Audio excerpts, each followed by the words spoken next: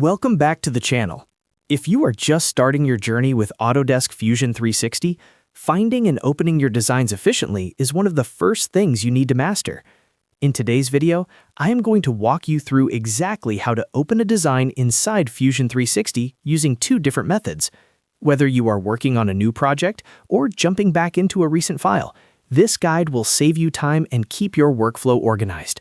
If this video helps you master your software, please take a second to hit that like button and subscribe to the channel for more 3D design tutorials. Let's get started. The first and most common way to open a design is through the Data panel. Look at the top left corner of your Fusion 360 interface. You will see a small grid icon, which represents the Data panel. Go ahead and click that to expand the side menu. Once the Data panel is open, you will see a list of your projects. If you recently worked on a file, you can also select the Recent tab at the top of this panel. Whether you choose Projects or Recent, navigate through your folder structure to find the specific design file you need. Once you have located the file in the list, simply double-click the file icon and Fusion 360 will initialize and load your design workspace.